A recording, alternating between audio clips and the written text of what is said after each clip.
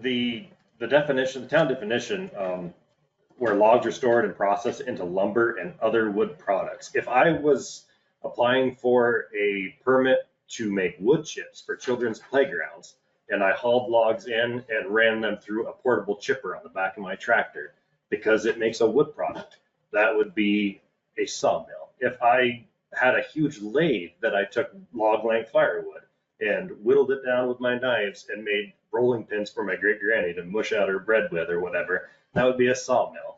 There are so many things that are defined as a sawmill under the town definition that it restricts and binds people that are trying to be entrepreneurs and start things in this town.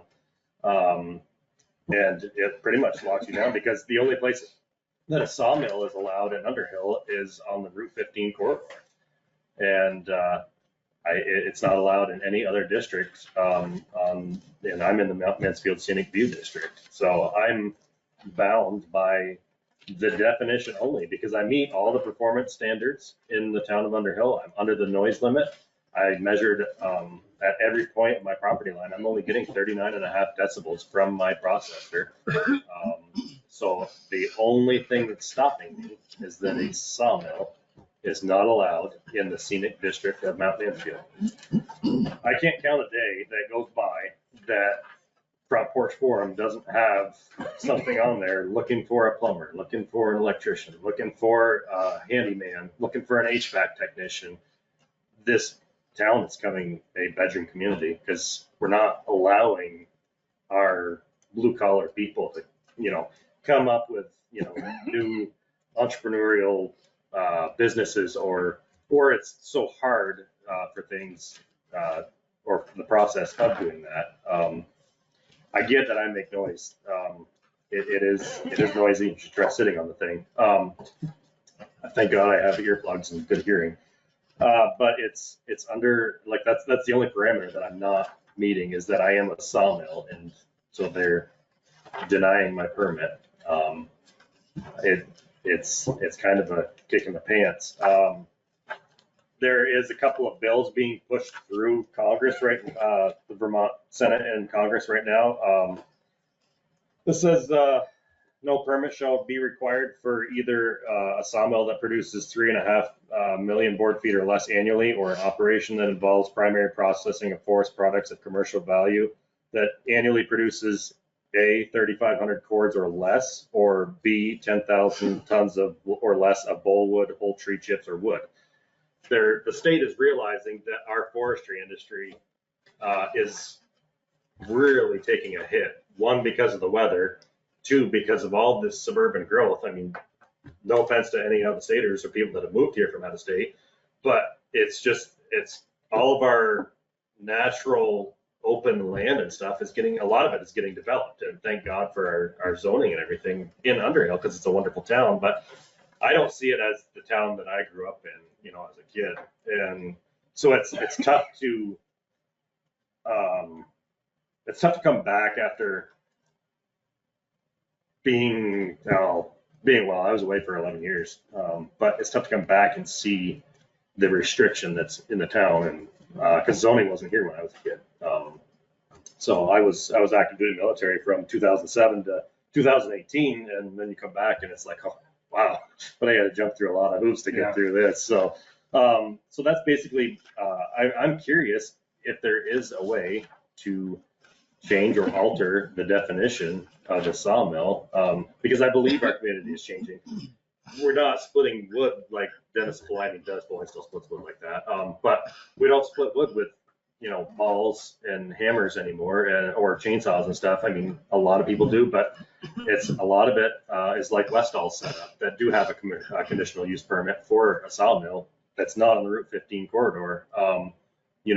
They run it through a machine that can do 4+ cords an hour.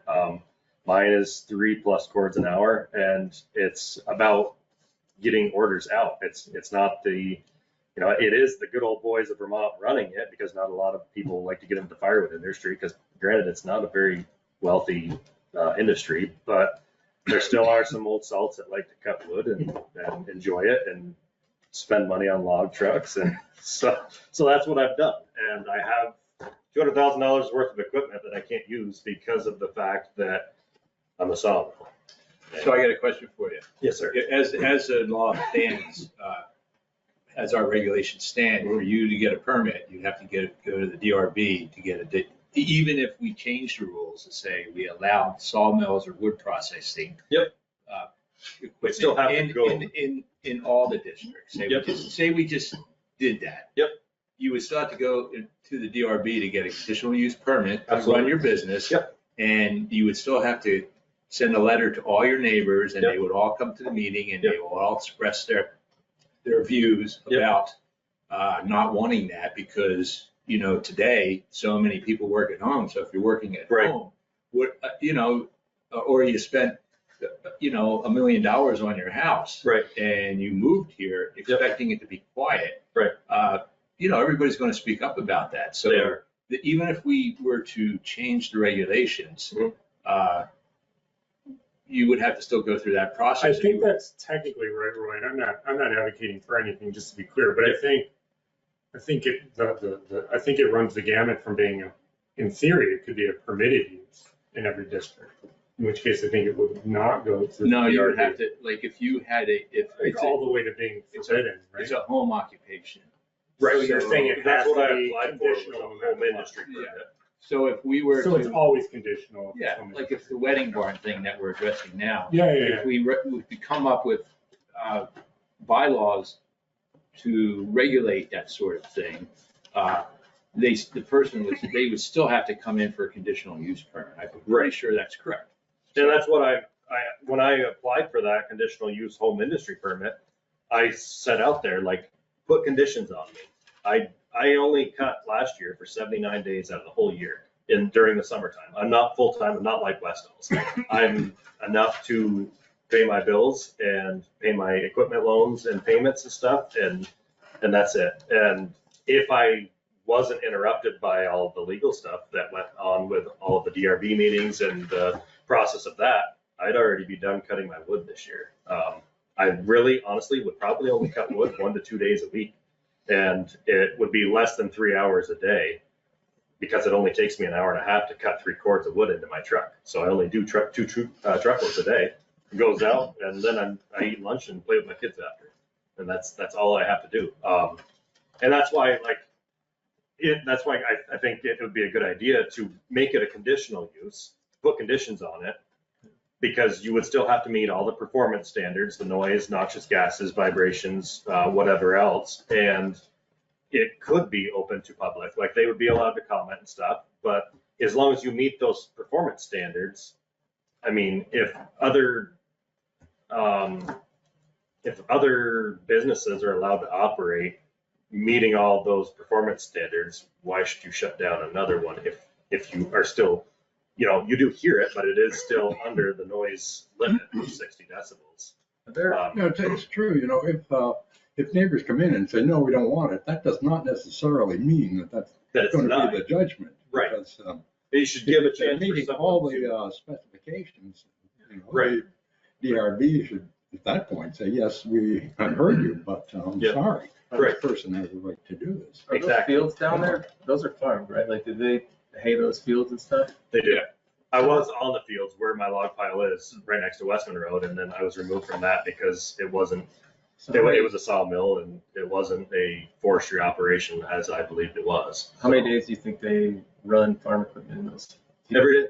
Every day. Every day. I'm just trying to think, Yeah, like, but that's the different, because noise. that's agriculture. But the And there's- noise, I think more the issue that he's having is with neighbors is noise. And if you Right, hear it a is. tractor mowing hay all day, it's kind of the same. I mean, I live next to a farm field and I hear it all. It doesn't bother me because it's not that Yeah, loud. but- It's just like it's. But agriculture is not regulated. We don't regulate agriculture. No, I know. Forestry isn't either. What's that? Forestry isn't either. Right. Yeah, we can't Right. regulate forestry. Yeah, but this is a business. It is. Can you walk us through the finer point of why is it If not? I cut every single log that I produce firewood with off my property, I don't need a permit. I'm completely protected by Vermont state law, Vermont Right to Forestry Act. Yeah. He's breaking Once it. I truck the logs in from property A to property B, that's when it becomes a commercial business. And that's why I applied for a conditional use permit for home industry for a firewood processing operation. I said, they asked me what hours I wanted. I said, I don't care. Let's just throw it out to 8 to 5 for operating hours in case I have an appointment in the morning or whatever. Or, and I even talked to the neighbors, Monday, Wednesday, Friday, Tuesday, Thursday. I am so flexible. It's not even funny. And I just want to be able to still provide a service to the town of Underhill residents, Jericho and surrounding areas, because our firewood cutters, I mean, Dennis Beloin is 78, Craig Walker's over 84, 85. Two of those biggest people are, not going to be doing it for a lot longer. Westall's, I just talked to Larry 2 days ago regarding my log length firewood post, and he's like, I don't know how much longer I'm going to be allowed to be down here just because of the noise and people moving in and stuff. He says, I'm starting to get complaints and all that. And even though he has a conditional use permit and he's been there since before, so he's grandfathered, he's still nervous about it. It is a question that's always in the back of our minds. And,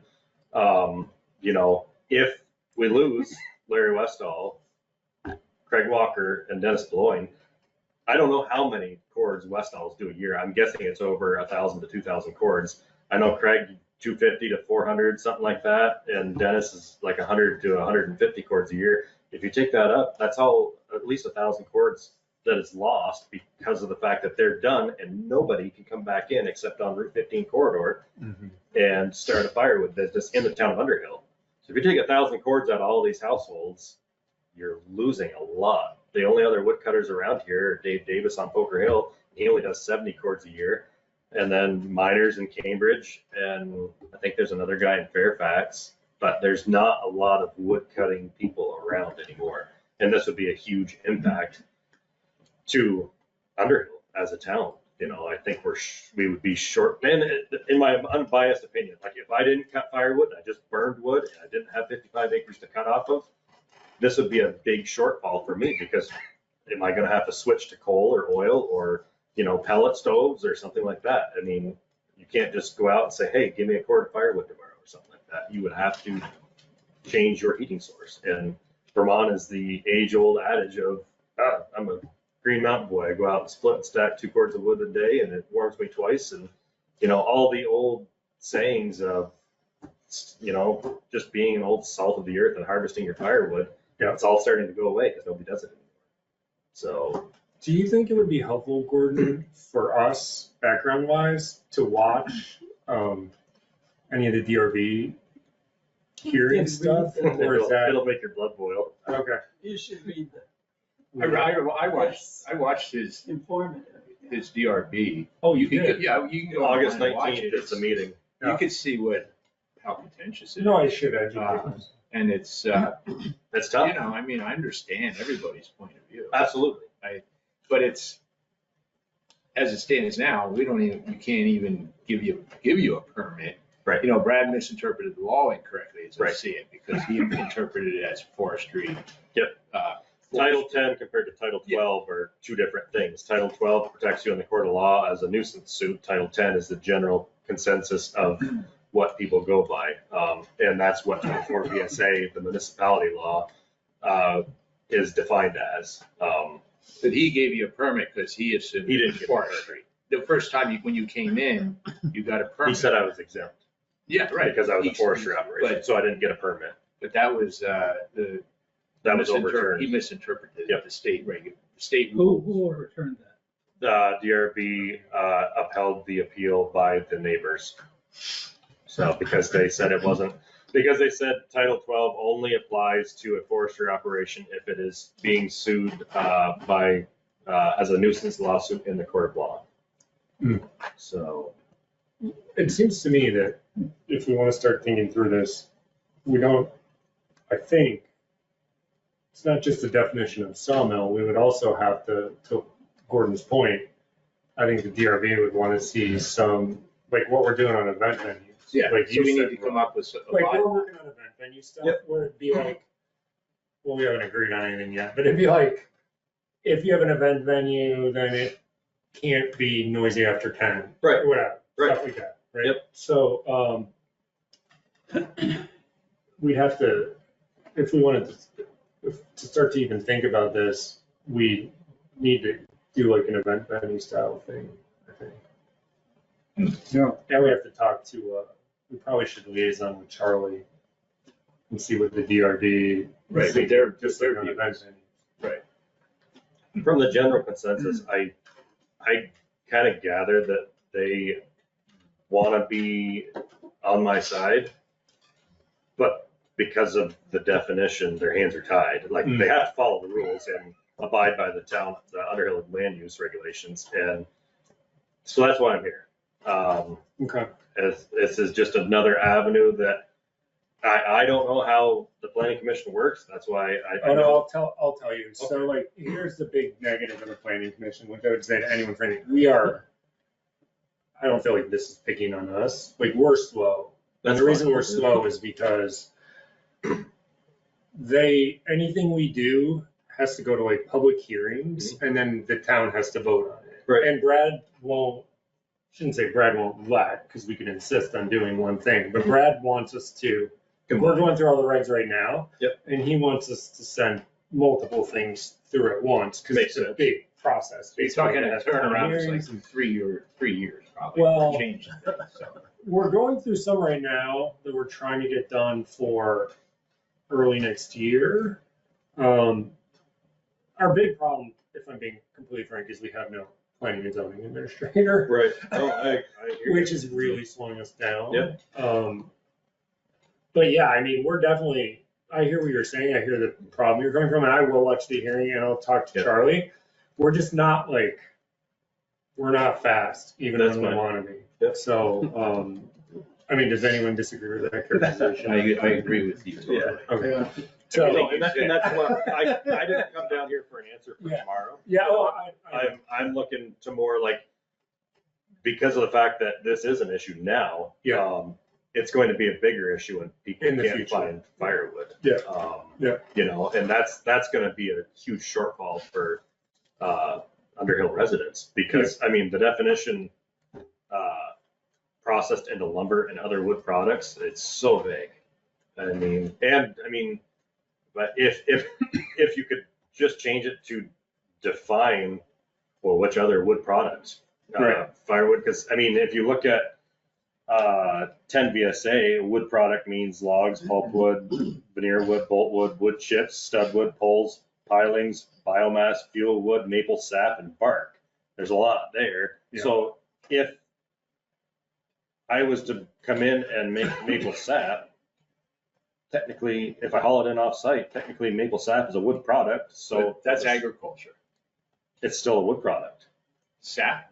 Maple sap is a wood product. Yeah, but it falls under agriculture. It does. We cannot regulate that. Right, I agree with that, but Has no ability. We don't, the state doesn't. so that's why I'm saying that though, is other wood products, if maple sap is considered a wood product, there's probably a loophole there somewhere that somebody can get in through. Well, I mean, they did with me. They called me a sawmill, and I'm clearly a firewood processor. So that's what I'm just playing the devil's advocate, because where there's one loophole, there's two. Yeah. And so, I mean, I'm not trying to say that you can or can't regulate ag. I know clearly that, you know, ag is very protected, but Joe Tisbert, sorry, he was the president of the Vermont Dairy Farmers Association for years. And he said it literally states in the rules and regulations that you're not a nuisance until you're a nuisance. That was one of their bylaws. And once somebody has a complaint, then they looked into it, but they immediately looked into it. And he said, it stated you're not a nuisance until you're a nuisance.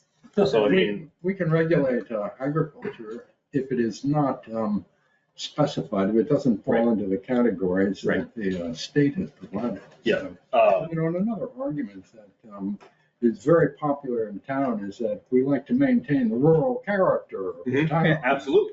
And what you're doing is right down the avenue of rural character. Right. And it's not changing the character of our area, because Dennis Beloin cuts a quarter mile right up the road. Yeah. And, you know, Dave Davis is right over the other side of the hill off Poker Hill from me. And, you know, I mean, how many people cut wood in their own yard? I mean, I deliver log length firewood to many people in this town. And per the definition, if I deliver logs to somebody's yard, they're considered a sawmill if they cut them into a wood product, even if it's firewood. It doesn't state anywhere that the wood used in your own house is exempt. It just states that it is a sawmill if it's turned into lumber or other wood products. So as the Front Porch Forum was written by my friend Natalie, if we wanted to make a bunch of overnight criminals in Underhill, it could be possible. And I can give you a list of people I just delivered blood to. So, I mean, it's a very broad definition. What's the difference between you and Dennis Beloin? Dennis Beloin cuts all of his logs up with a chainsaw and runs them through a hand splitter that's mechanical. And He never had a He's doing permit lot of because it he's with been doing a, it for with zoning. his, He's been great. maul. yeah, he does a lot of, he's very fast with his maul. But unfortunately, he broke 2 ribs yesterday, so he's out of the game for quite a while and he has to have surgery on it. So this is why I'm here, because, you know, these people aren't young anymore. Yeah. And it is I only do 325 cords a year. It's not a lot. It took me 79 days last year.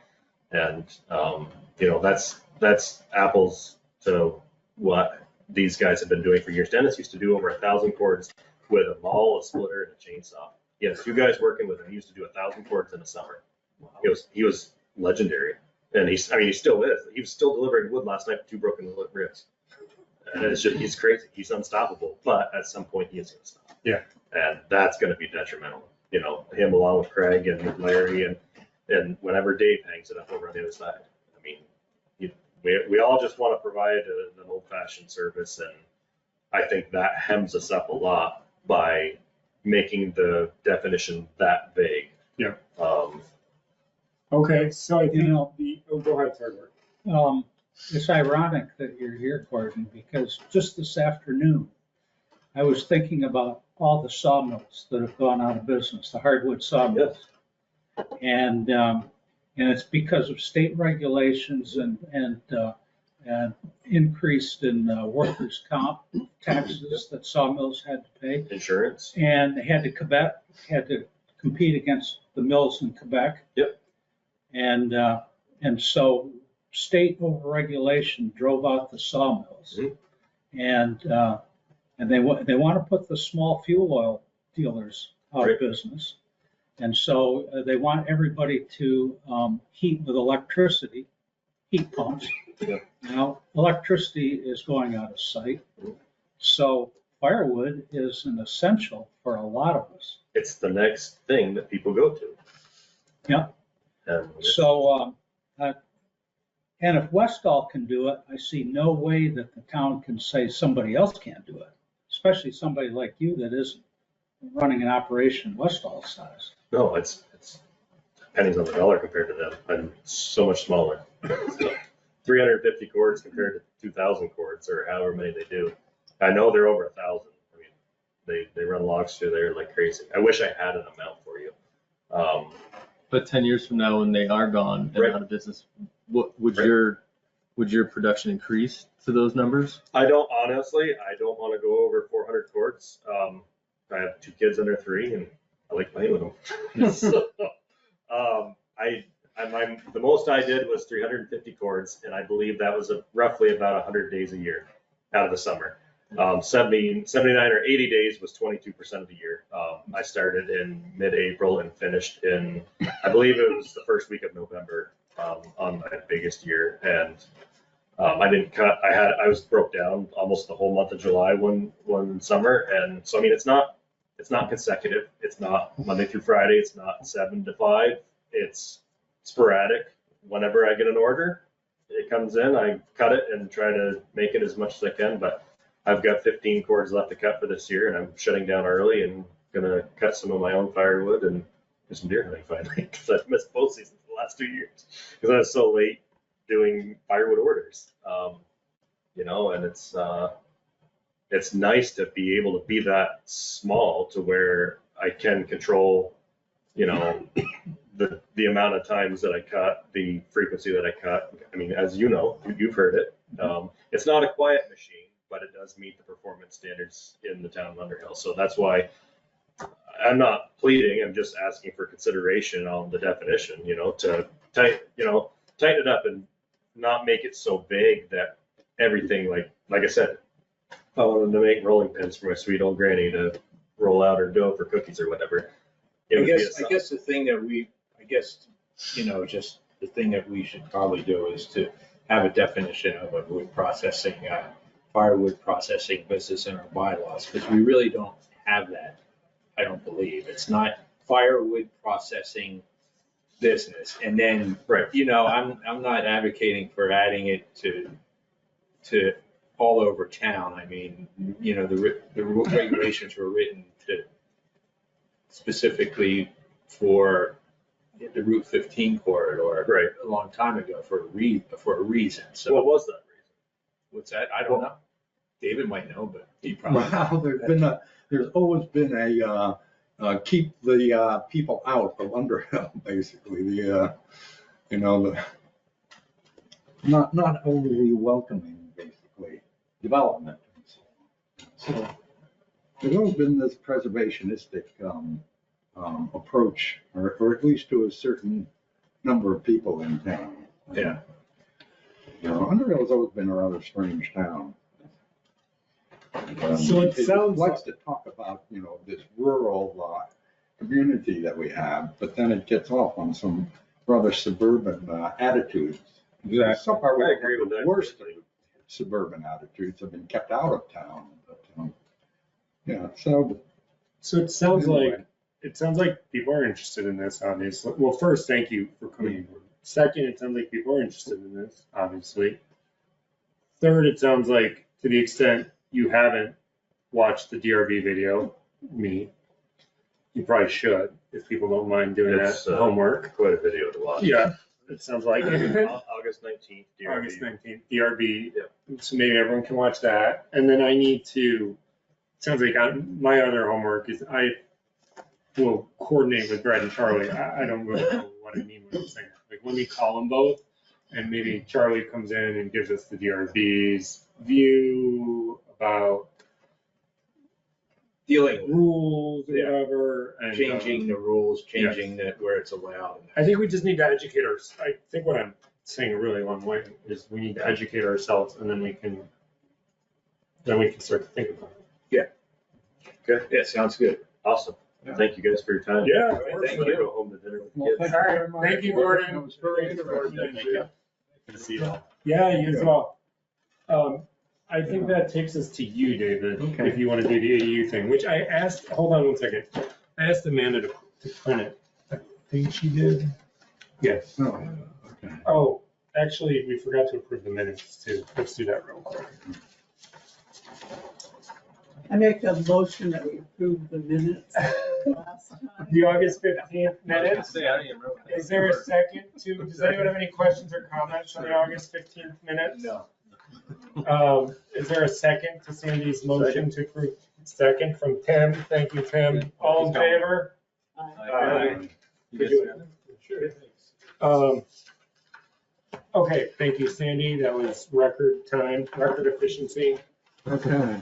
Okay, So, David. Very, very small change, basically. The last time, let's see, it has to do with number 3 on that paper, that sheet there. And last time I was thinking about the appurtenant structure that has a lesser setback from the boundaries than a primary dwelling, and trying to work out a formula for working with that. And our discussion there seemed to be in favor of simply allowing a accessory dwelling to be allowed within an appurtenant structure, as long as the appurtenant structure meets the requirements for an appurtenant structure. In other words, the accessory dwelling could be closer to the boundary than a primary dwelling. So basically, this is what that allows, just a simple B4. An appurtenant structure proposed for an accessory dwelling unit meets the requirements for an appurtenant structure.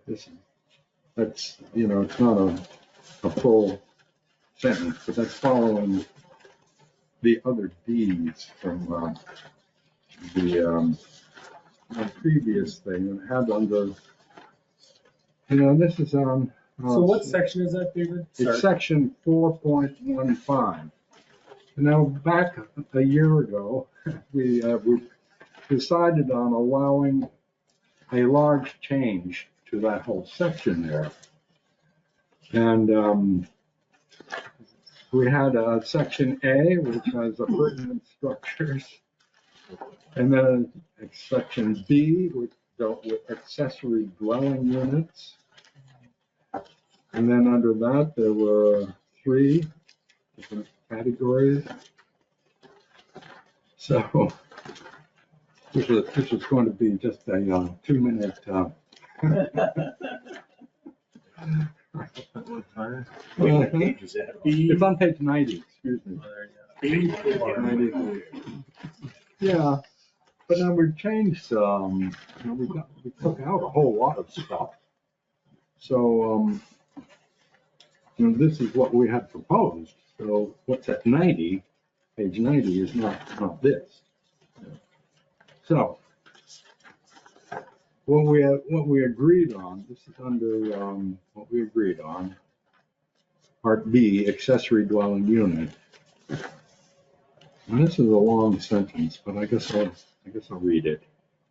In accordance with 24 VSA 4412, one accessory dwelling unit located within or attached to the principal single-family dwelling or within a structure appurtenant to the principal single-family dwelling is allowed as a permitted use, subject to the same review, dimensional or other controls as required for a single-family dwelling without an accessory dwelling unit, provided there is compliance with the following. And you have the 3 there, and then the 4th one that I've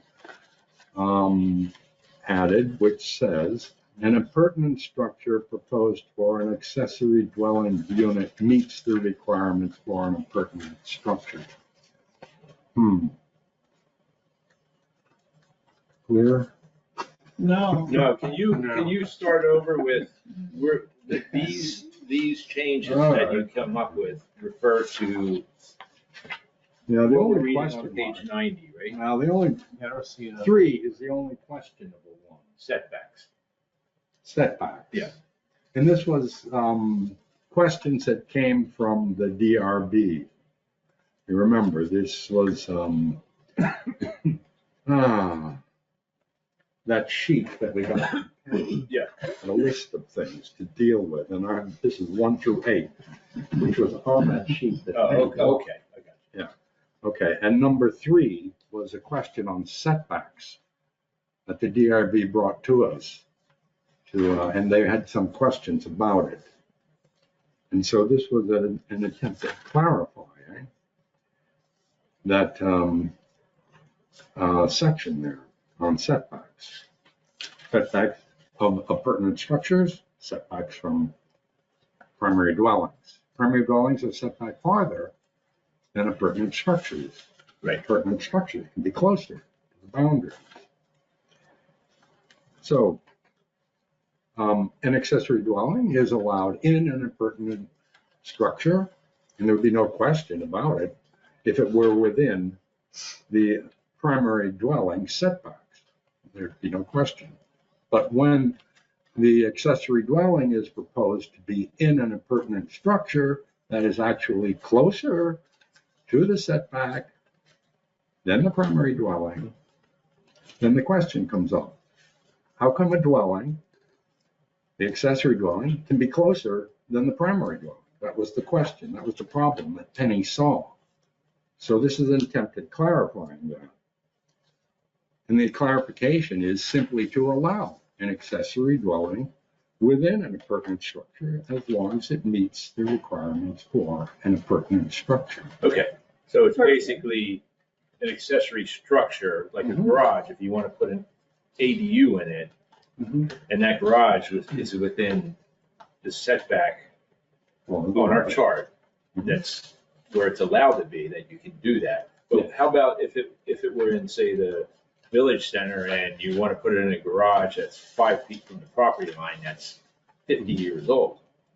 And is that the proper setback or not for that? Probably lot? not. All right, then it goes into a non-conforming situation, it has to go to a. Oh, okay, I got you. Yeah. Conditional use process. Right, but do we want that, or do we wanna, Do do we want it to go to a conditional use, or do we If it's want to allow? non-conforming, yeah, I think we have to. Okay, all right, fair enough. So do we need to have, This is not Something in here. non-conforming. what's that, these So are, this is, excuse me, I jumped. but what, so do we need to address the non-conforming structure? That's addressed elsewhere. We did So- pass some language on that Okay, also. we did, Yeah, way back when. Yeah. okay. Yeah, I don't know. David, It's in here somewhere. The only Yes. thing I was thinking would be that it would be more clear if you started B4 with a proposed accessory dwelling unit within an appurtenant structure must meet the requirements for appurtenant structure. I mean, Well, that could, yeah, that would be. it sounded weird the way it was to Well, me. okay. If we start off with accessory dwelling unit, Proposed as an accessory rather than we'll for. have to figure out the Your language, but, language was your. well, let's see, let me just read this sentence again from the, what we had passed. That wasn't that long sentence, dwelling with accessory dwelling unit. Trying to keep, the language consistent.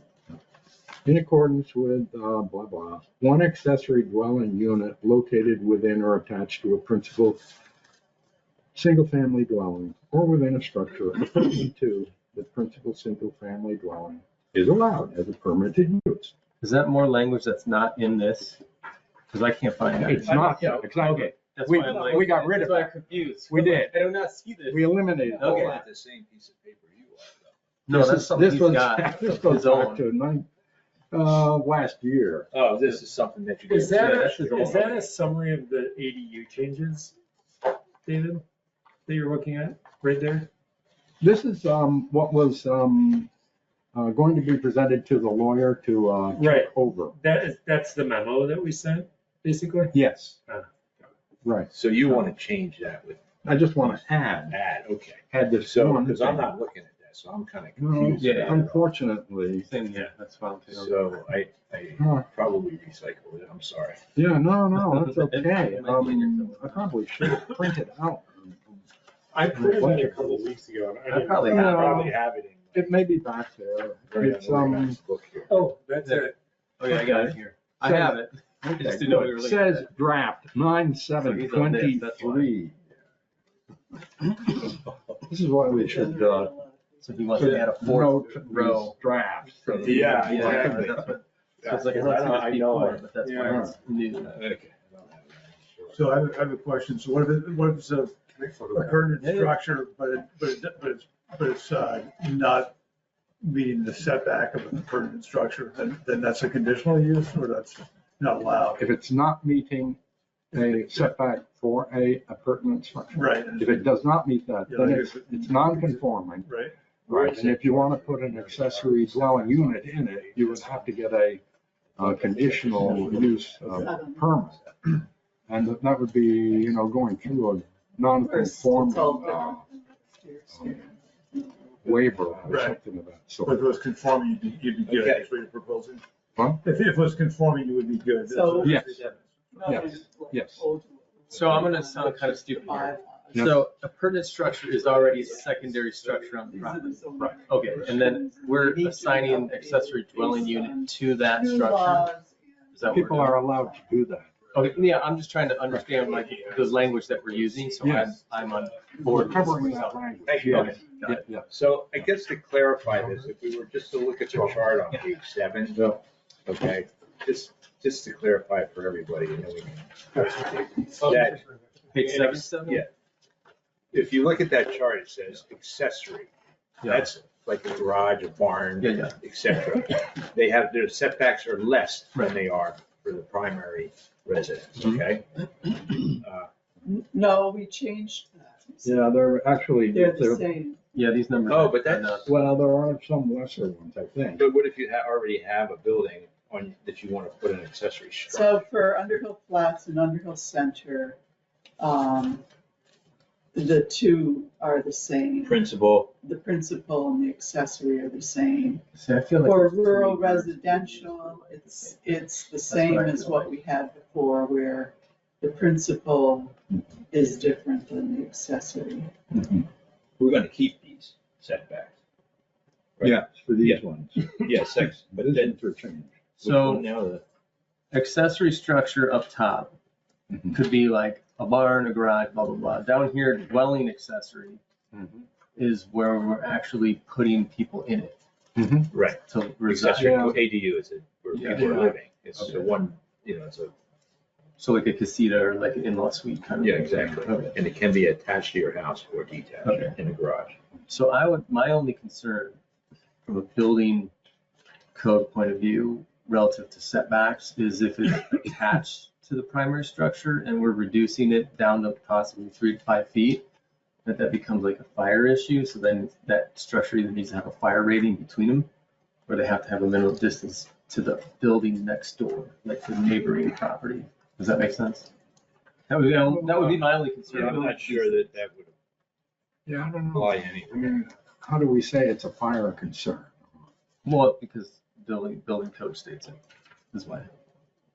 I don't think that, It'd be a building code issue, right? Or a zoning issue. It's not, but I'm just saying I don't want to like encroach into something that violates building code. Right. By, we don't have a Approving building something. code, yeah. well, I know we don't, but just don't Yeah. want to build with like, that in mind. Otherwise, Yeah, you got but- some issues down the road. Yeah, what are we getting into there, when we start, I don't know, I'm just saying like, I running just, some I kind think of we need. standards that, I don't know what they are actually. Mhm. And, we could ask the fire department to come in and make the recommendations, but, they're always, asking us to be much more restricted than, Yeah. we are, as far as roads go. Yeah. Okay, just, I gotta clarify this. So we're gonna add another line on the district summary table on page 7 for accessory dwelling unit, right? Well, there's already Everybody dwelling agree with that? accessory under go down to the next, see there's accessory dwelling. Is that not what Dwelling, we're that's already talking two-family to? dwelling, multi-family. Yeah, Oh, but then that goes into. yeah, but site plan. that's it's, goes to the, Right. It's a permit with a conditional use. We No, wanna get rid of that. We Change crossed that. out the C Yeah, that's on gone. all of them. So we have to make sure that in this chart for an accessory dwelling unit, No, we took have to out add a the- line, no, we took out the the conditional. conditional, left the permitted use. Yes, yeah, so it's So we don't, permitted. so it's there. We just crossed out the C in every single Yeah. one of them. I got the old comments. So it doesn't. Right. Okay, So so I realize that because we're trying to get rid of the conditional use for an Yeah. ADU. So, but we have an accessory structure here, Mhm. don't we? Do we just put another line for, that's accessory structure would be a garage. An AD, we need to add another line for ADU to this, right? I don't think so. Why? because it has dwelling dash accessory. Okay. But we don't have actual setbacks defined there, so we're just leaving that up to DRB to. No, the setbacks are going to be the same as for an accessory structure and accessory dwelling unit. Oh, it is gonna be same set. Well, that's, I interpreted the P as like it goes to DRB and they. No, it's No, it's just a permitted. permit. You walk in Oh. and you have a site plan, and you get a permit, basically. So is everybody clear on my question? I think I am, well, what because you're there saying isn't, is there's still that not a when number. out there. somebody could come in and say, I want to put an accessory dwelling unit, right here, and I want to put it closer to the boundary than In the house, the house, but I want it to be as close as an accessory or Structure. pertinent structure, right? Yeah. Yeah, so, and that's okay. yeah, right.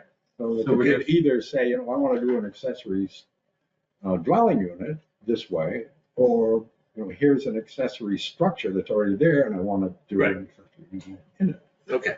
So what are you saying? Same thing. What are you saying, right? Are we That- missing Then something? we just need to clarify it in this chart. That's how I think too. yeah. That it's Just you add it. have an accessory structure, which is a garage or barn. You have an ADU that somebody's living in, that's hooked up to your septic and your water.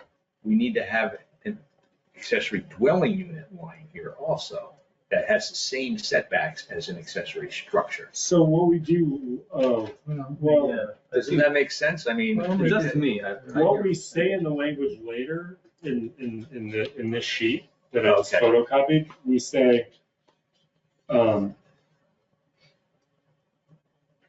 Language is confusing, the tables. it's allowed as a permitted use subject to the same review, dimensional or other controls as required for a single family dwelling.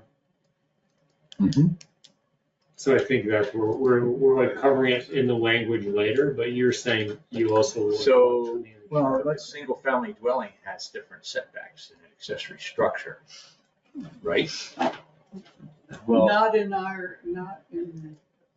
the villages, it doesn't. Right, but in the other, so we'll just leave that the same, probably. right? Well, the way this is written, I think, unless people understand otherwise, is that the ADU is subject to the same rules as the principal dwelling when it comes to setback. I disagree with that, Well, it's not. because that's just, Yeah. Well, then So we need to restricted. probably clarify this language. yeah, that's so restricted that you would eliminate the That's how possibility. I know this was a long time ago, but that's, Yeah. if like looking at this now, when it says it's subject, is a permitted use subject to the same review, dimensional or other controls. Yeah. That to me, if you asked me what that meant, like fresh. Yeah. Today, I would say, well, then it's subject to the same rules as the Yeah. primary residence. Yeah, but I think Compliance that, or exception. From a layman's Yeah, I point of think view, it like, has to be I clarified. don't think anybody is gonna read this and understand it. No, I'm versus a- looking at the I'm table. agreeing with all you. Yeah. I'm agreeing with all you. The chart so is so much getting back easier. to setback, okay? Yes, this is what's in my head, 'cause You know. I'm going it through my head with some of the. Yeah, I handed it to you, but I have like multiple copies of it. Now I made too many copies. Here it is. So like, a couple of the ADUs that I built in town had less of a setback than the house. They were closer to the property line. They followed these setbacks here for accessory structure, okay? Yeah. And if those setbacks were the same as for the house, they couldn't be built because it wasn't a spot on the property to do it. You know, Right. you're talking about a 3-acre lot. We need to make the setback less restrictive than the house. So I think we need to keep these accessory structure setbacks the same for accessory dwelling units. I mean, this is a big deal to me, I think, because just looking at it from, Yeah. you know, boots on the ground type situation, that I can think of even my property, if I want to put one on my property, if I couldn't put it 20 yards from 20 feet from or 25 feet from the sideline, whatever the setback is, I probably couldn't build one. So we want to make it easier to build these types of buildings.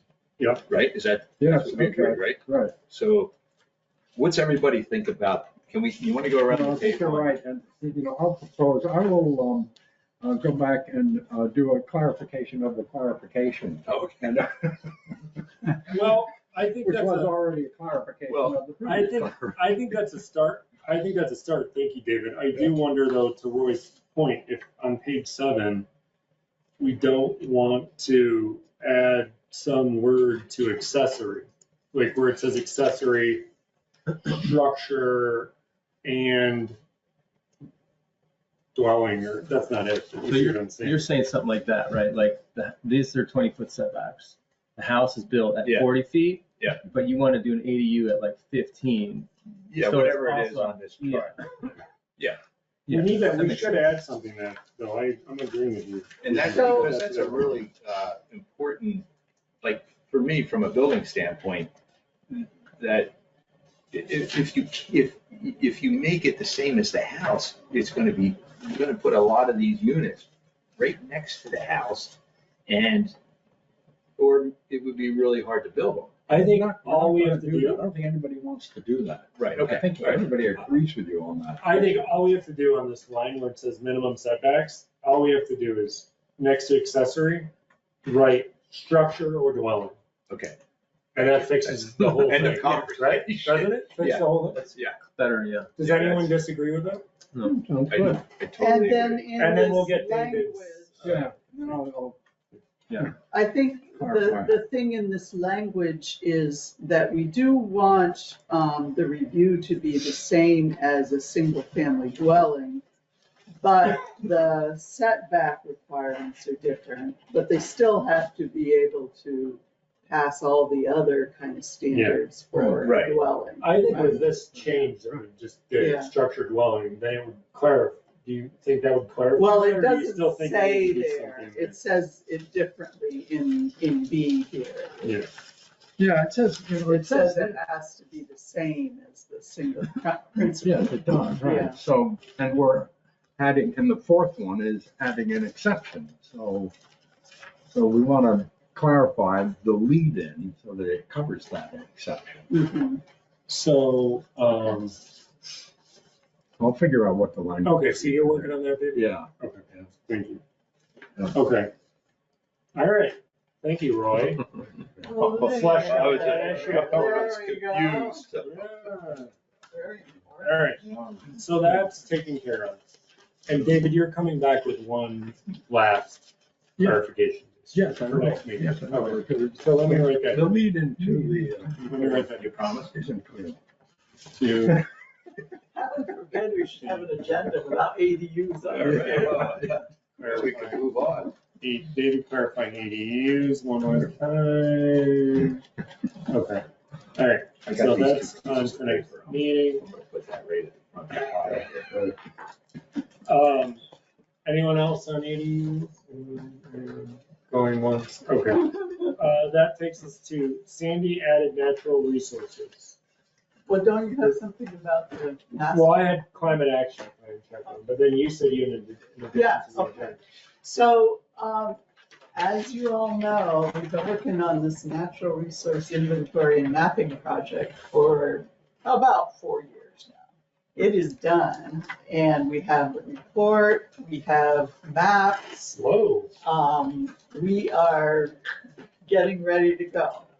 So our committee is planning to have first sort of this celebration with the public. Here's what we did, here's what we found. Have the Arrowwood environmental group that did the mapping come and talk about what they did and talk about what they found. And so we're hoping to do that probably the end of October. And then follow that with a few field trips so that people can look at some of the forest blocks and some of the wetlands and, learn a little bit more about it. So it's really sort of a public celebration of it. After that, we would then have a chance to start bringing it into our commission and work on some of the maps. We've been talking with Jens Hilke from the ANR Fish and Wildlife, who does a lot of work with communities in how to then interpret these wildlife habitats and various things. And he's willing to come in and do some presentations to this group about how to then use that in some of our zoning issues. So what are you looking at timing wise, you think, for the presentation for us? Okay, well, the idea is that you really should all come to the Arrowwood thing. Right. Because that's straight from their mouth, what they did and what they found. Right, which is a public thing and we just. Yeah. And so I then don't when have a we- date for that. I have to get permission from the select board, I think, at their next meeting, which is next week, and then I have to set it. So Are you thinking? I don't have a date. Late October? Late October. Okay. Yeah, that would be my guess. And you don't know the date of the Arrowhead? Arrowwood, No. sorry, okay, That would be when that is. okay, got it. And so a meeting with our group wouldn't be until probably November, Got it. early November. Oh, got it, I understand, okay. So will the maps be posted on the town website? Yeah, so what they have is they have a report with sort of these static maps of different things, and it's all explained. And then they also created an interactive map site online. So you can go to that and press, I want to see all the forest blocks, and the map will show you that, and you can kind of zoom in. It isn't easy for a lot of people, but it is interactive, and you can kind of really explore the maps a lot that way. You can, where the wildlife corridors, and it'll show all those, and you can say, oh, is it near me? And you can zoom in and kind of see where they are that way.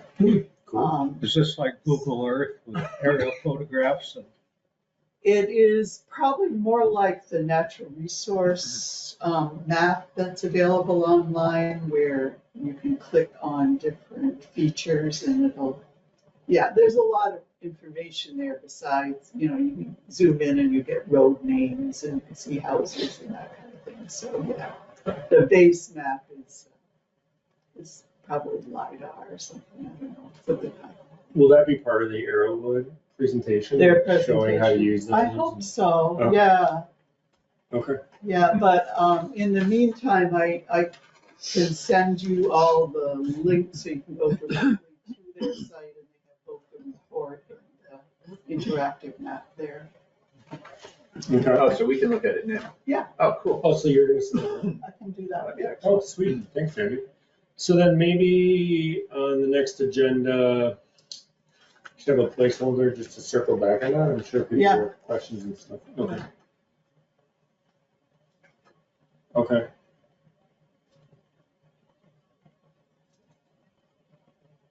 Okay.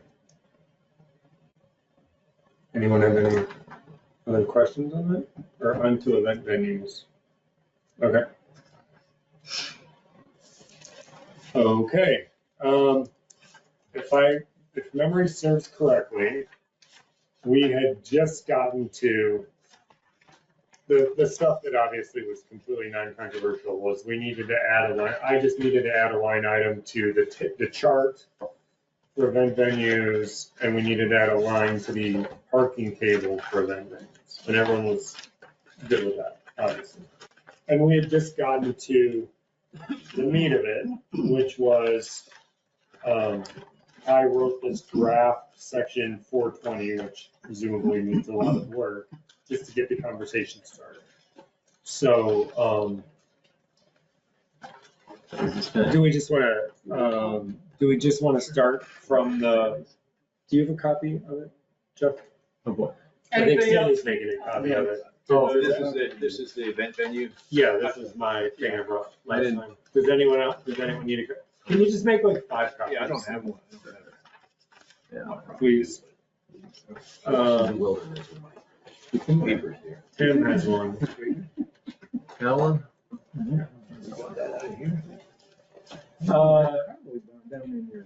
No, it's from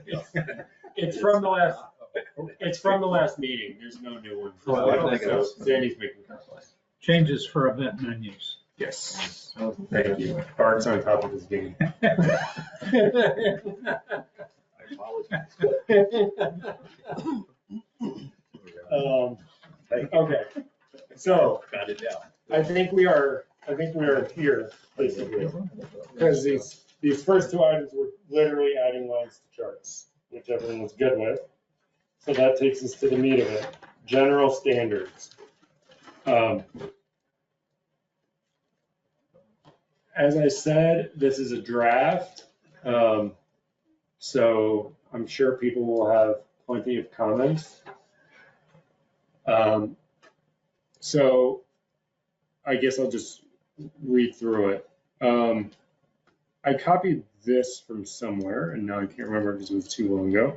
The purpose of this section is to regulate new and existing event venues within the town of Underhill in order to A, allow event venues that meet the standards set forth in this section 420 to be established within designated zoning districts. B, avoid the adverse environmental noise, traffic, and nuisance impacts that event venues can have on our, David's favorite term, rural character, specifically on the immediately adjacent neighbors of event venues.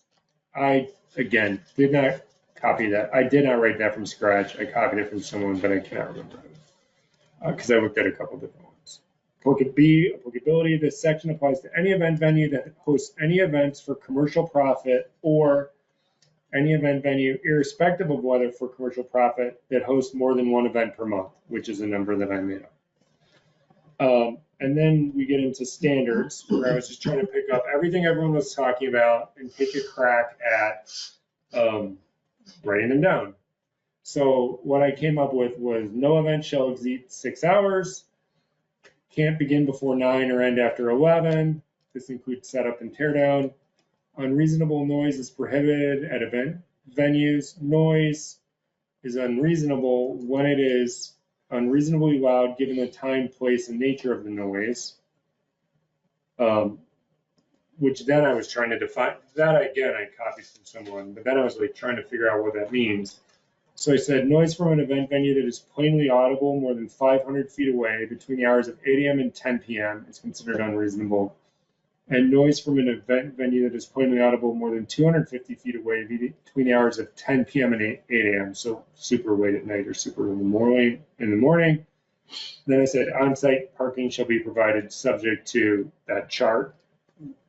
And irrespective of any other setback or other requirements set forth in these regulations, no event venue shall be located within 500 feet of any structure not owned by the owner of said event venue. I'm sure there's 50 comments in this, which is great. This is just meant to be a start. So, yeah, let's start going through with what people hate, like, I missed, needs to be deleted, needs to be added. I'm sure I missed 20 things, so say. My first thought is that there's a lot of churches that hold events. That's a good point. Yep. You know, are we gonna require them to get permits for those? I mean, I don't think that was anyone's intent, so that's Right. something we need to fix. You mean like a wedding reception? Yeah, Churches or do I'm that? thinking about harvest market or tag sales or, you Yeah. know, any kind of event. So where what they triggers like- that? The one event per month you think is the? Just maybe exclude churches. Yeah, exclude churches. This section of it? Yeah. Okay, so let's make a note, exclude churches, and I'll obviously need to work on the How language. about nonprofits? Exclude church, sure. Like, do you have an example, like Harvest Market, basically? Well, that's a Yeah. church, I guess. Or Sandy's Breakfast or, Oh, community events, well, Yeah. we are gonna have more than one. Yeah. Excludes churches and, Community events? not-for-profits hosting community events. All right, I'll work on the language. But what if a church rents out a reception hall, and has a party till 3 in the morning? Just saying, I mean, you never know. If the price is right, they might, look the other way. Yeah, probably would. Okay, so, well, one item that we have is What churches. classifies a church? Of course, somebody can found their own church. and, Well, I mean, you could, I could start a church and then open an event. I mean, if I was really calculating to the point. Yeah. I mean, I'm not gonna do any of that. I got a few questions. Okay, about so this. that's I one don't of know how them. we do it. Let's just go around the table. Yep. So are we going to regulate the building as has to be like a, like a hall with proper, commercial usage? So I didn't even think of that. So that's an item that we could. Or are we gonna allow, like, if you go over to Stowe or the Butler's up on Upper Valley Road there. Where they put up a tent, basically. Are we gonna allow tents with the porta potties, or do we wanna, to me, that seems okay, but We have a definition. Here's the definition.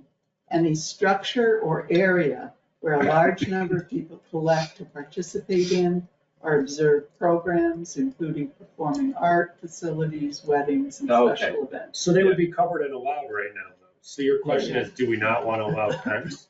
Is that in? I'm all right with tents, or We somebody's agreed on barn, that. that they wanna have. Yeah. Yeah. If somebody has a big barn. Yeah.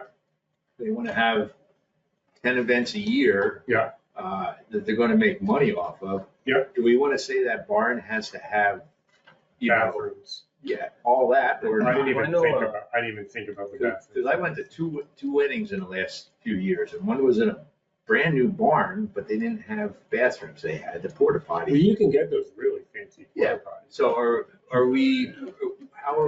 how far are we gonna take this? So that's more like a building code issue Yeah, that I we're not involved in. Yeah, but this was in Moretown, And the which I think they probably have similar. You also That's couldn't, the state jurisdiction for, once it's commercial, in our town. Yeah. there's no way you could have an event venue, like on a practical matter, without having bathrooms. I mean, no one would rent it. Well, and Oh, that's- DRB If I was is like gonna letting out a, review that, right? What's that? if I The was, DRB is gonna review that as part of, Yeah, I think we're Getting just a like permit. making like kind of Like a raw basic general- things and then they take it to the Definition, next and step then up. they- Yeah.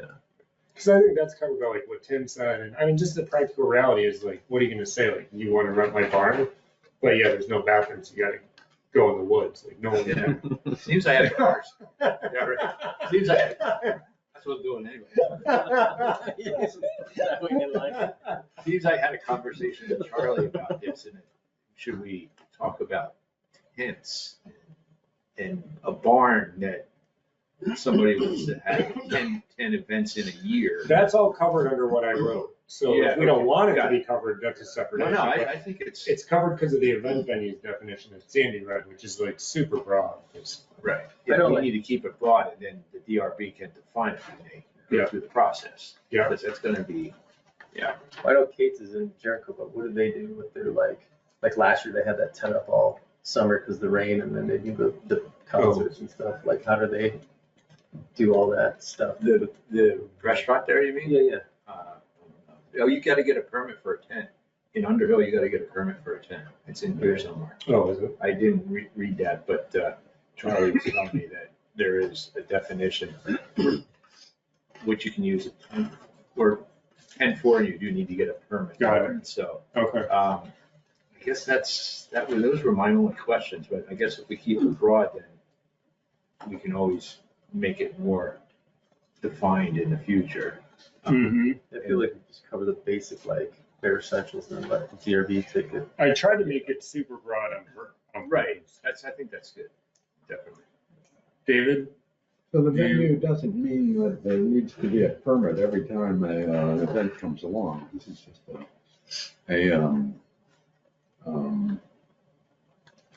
and So the way, acceptance by the development review board, yes, you have an event venue. Now you can go ahead, and have, line up 5, 10, 12, 20, whatever. I think once you're an event venue, it just means you need to follow these rules and Yeah. see. Right, Like, it doesn't mean you need to go get like a yeah, permit for every one, but you gotta follow the rules. yeah, It's- yeah. Unreasonable, that's a pretty loose okay. word, unreasonably loud. Yeah, It's gotta be more, it's do gotta we be wanna defined. make it tighter? Well, I guess you gotta get down to dBs, at the border, whatever, I don't know. Yeah, that's what we're subject to is decibels. Yeah. Yeah. Think of it for my exposure, like next to Timber's Barn and Valley Dream Farm, they both have bands there. Yeah. You can hear Valley Dream Farms probably 3/4 of a mile away, you can hear them loud and clear. Oh, yeah, we can hear, I can hear their band, their Friday night bands up at my house. Right, Yeah. so most wedding venues are gonna have a band playing. So, do people want to try to poke around a little bit? I mean, I'll do it too. It's not actually super easy to figure out this decibel stuff. And you can make, Like it what a level is. could be vague, could just be reasonable, and then if it became more of an issue, it could be defined further. Yeah, Go to the Vegas zoning for the find it. go to where? Las Vegas zoning for trips in there. Yeah, Might not be the numbers you want, but yeah, I'm sure they're pretty high. Any other thoughts on this? Language Well- people like, hate, like, The hours. Yep.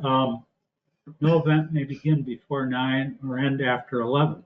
I agree with that. Yep. And then down in C2, okay, it says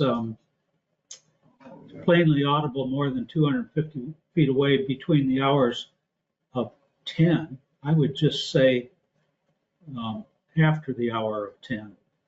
Because saying 10 to 8 is implying that they could go all night. If they've already been told earlier they can't. Yeah, okay. Yeah, that's kind of doesn't make sense. does it? Mhm. So maybe we don't have that second category. We just say more than, plainly audible more than 500 feet away between the hours of 9 AM and 11 It PM. works for me. Yeah. Don't even give me option A. Yeah, that's a good catch for it. Between the hours of 9 AM and 11 PM. Okay. I got a question. Are we going to review some of these things with the DRB? Because I think Yeah. their input would be really. Yeah, I think we should. valuable. Once we have a couple collected, yeah. Okay. I mean, maybe we're sort of there, actually. Like, we should go through ADUs with them. Yeah. Event venues, mountain bike trails. Right. Those are the three that come to mind, the big ones. But we could flip through the pages of the markup and go see what they think. I think it's a good idea. Anyone else have any other thoughts on these 10, Chuck? No, covered it. They're pretty broad. I think. So I'll Decibel thing, I feel like the unreasonable noise, I think is a good idea to check. let me work on that. Nail it down a bit. Let me work on that. I can Can I look. tighten this I'll up? try to find something for you too. Cool, thank you. And I'll think about this church, not-for-profit thing too, and figure out what we do about that. Okay. The church thing seems like it should just be exempt. Yeah, Like, anybody with tax exempt status, and then Yeah. instead of nonprofit, say 501c3 or, I go on C3, exactly. and that covers the church. Okay. I mean, they still have to adhere to these other things with on-site parking and. Well, they wouldn't, because we're saying they're exempt from this entire section. Yeah, because We're basically saying that they're carved out from all this whole section 4.2. If we do it that way. So they're exempt from noise, they're exempt from parking, they're exempt from. Let me look at it and I'll come back with that. Okay. Is that would be the same too for somebody that just like hosted a wedding one off. yeah. Yeah. Like if you hosted your cousin's wedding, none of this applies to you. Which is why I wrote like, you're either doing it for money Yeah. or you're doing more than one event per month. In which case, like how many cousins do you have? Challenge. Well, I'm just thinking like, I'm just thinking like, what if St. Thomas rents out their, in the summer, they rent out their parking lot with a big tent and they have receptions and then they're having, reception. Where's this?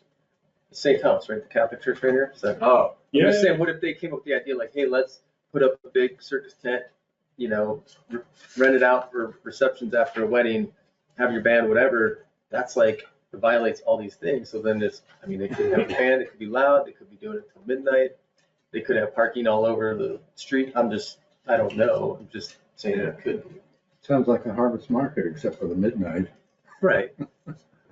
Farmers markets. Just have to invite the whole community and then Yeah. you're okay. Right, yeah. There's got to be a way to do this too. Let me think about it. There's got to be a way to make it so you're not creating a loophole you could drive a semi Like truck maybe- through, but allow the church events that are just like normally happening, including the harvest. Like maybe limited restrictions, but like. Yeah. Good faith neighborly things. Yeah. Do it, Okay, I understand what I'm supposed to do. Okay.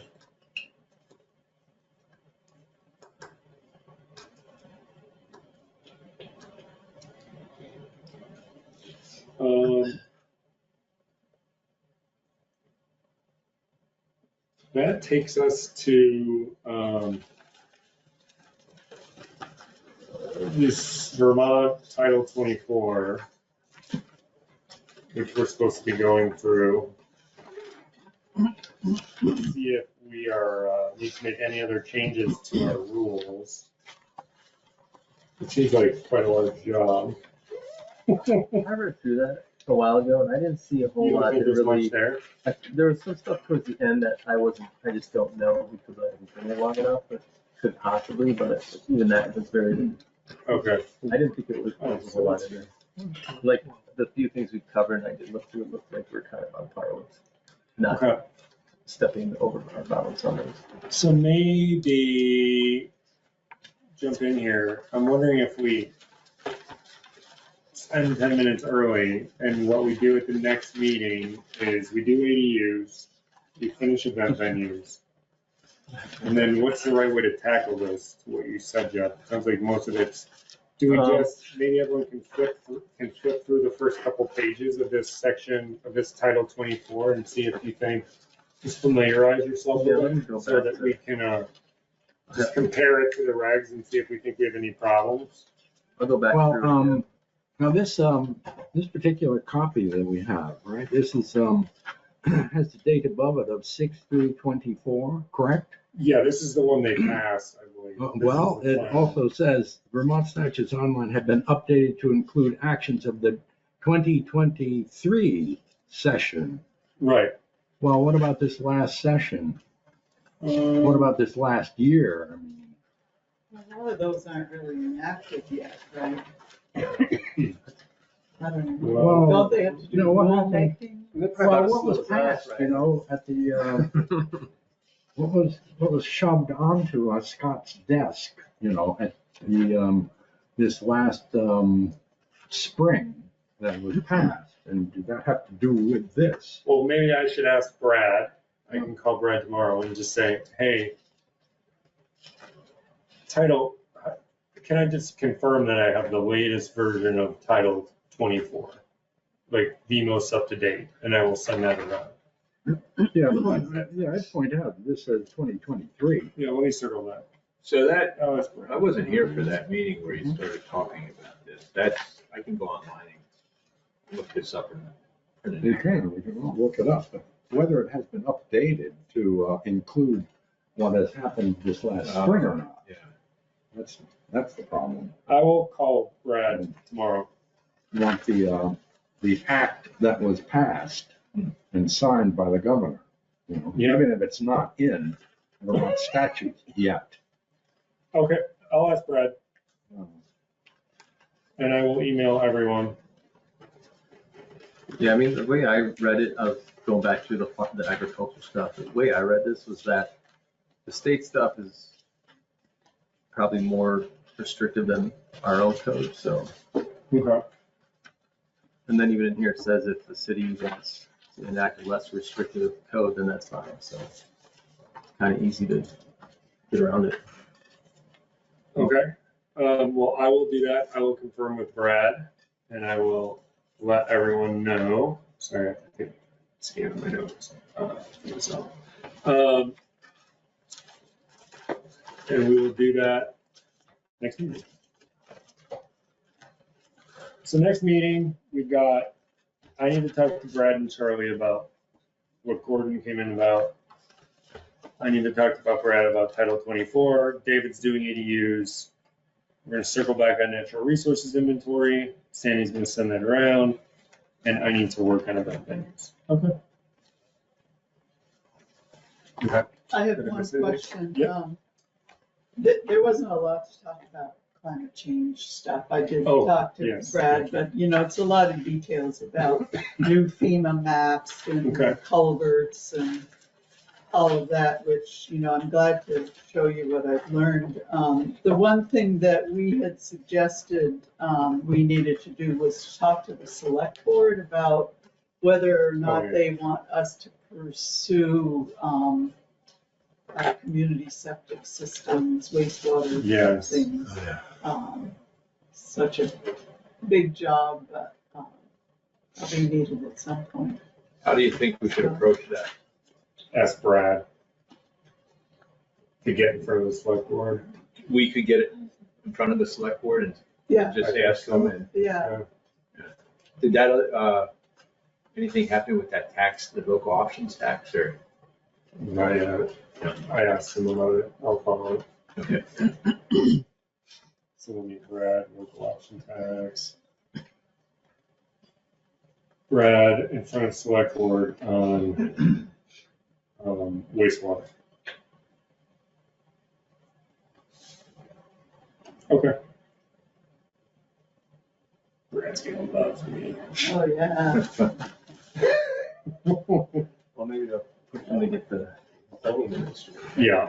Did you, Oh, just one more thing on that particular thing. I talked to Brad about maybe, since we don't have a planning administrator, couldn't we hire somebody to help us with all these zoning issues that? What did he say? And he thought it was a good idea, and I suggested someone who doesn't want to do it. So I think what we need to do also is sort of, I think we have to get permission from the select board to do this and just do it. To hire someone? Yeah. Oh, yeah, we definitely need permission to do that. Well, yeah, I know, but it just seems like unless we like write a letter that goes to the select board saying we are ready to do the zoning mapping and we need a qualified GIS person. Yeah, I don't know. I don't want to say that, there's other pressing matters, which there are, but we have to raise that up. I'll ask Brad about that. Susan? so I watched the zoning administrator issue was on the last agenda for the last select board meeting, and I watched that on TV before he came, and Brad was saying that him and Charlie were talking to the Chittenden County Regional Planning Commissioner about something, but it wasn't real clear. So I don't know, I feel like we're a little out of the loop on that. Because I don't know why you weren't included in that conversation, so maybe that would be good if we could be included in future conversations if he's having a conversation with Charlie, because it seems like our input is important too. Oh, for sure. Okay.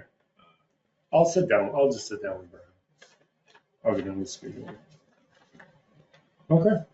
Just a quick note on the class 4 road hearing, Oh, yeah. which was very interesting. There were maybe 15 people or more there, about 10 spoke, maybe it was 8, but they all spoke in favor of keeping the Dean Road as a class 4 road and not throwing it up, basically. There's been a lot of erosion on the Dean Road. You know, it's a long road. You know Yeah. it. Yeah, I know. And so anyway, it was unanimous that they ought to be keeping that rather than throwing it up as the report recommended.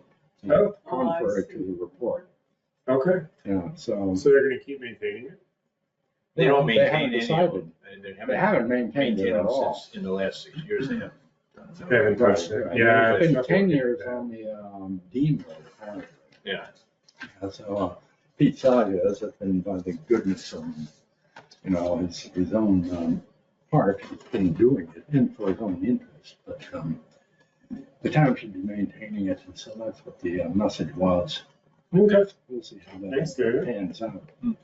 Yeah. I guess what you have to remember about that is if it turns it over to the private road, that the owner could limit access on that There's no road. question about that. So, and I talked to Rick Hay about this because he was the chairman of the board, and that you turn all these roads over and make them private roads that the owners can limit access. And I mean, I like going out there a lot. That's a great place to go hiking. It's one of the best places. Yeah, So so, there was one person that said they ought to keep all of them open, basically, for trails and use, minor use, basically. right, Access to various trails here and there. yeah. But there's only one or two people saying that. There's an option there that I think the report mentioned that the owners on these roads could petition the town to reimburse them for maintenance work that they do. Maybe that would be one option, basically. Something Keeping has to Dean be Road done. open Something is has to super be done, important. definitely. Keeping Dean Road open opens up all that stuff back there Yeah, to recreation. there's a lot of activity that goes on up at the Squirrel Betty barn. Where's the Dean Road end, the class 4 section of that? At the Dean House. At the gate? Is it No, at the it gate goes- or? No, I say it goes all the way up. Okay, but it doesn't turn into does it turn into a private road at the gate though? No. At the house. Oh, really? Goes through their Yeah, yard. but the only question is really taking care of it up to the gate. Got it. The Squirrel Betty owners are taking care of it from the gate on. Sure, yeah. And they're super great about letting you Oh, use yeah, it. absolutely. All right, thanks, Dan. Yeah. Motion to adjourn? Roy, David second, all in favor? Yeah. Thanks, everyone.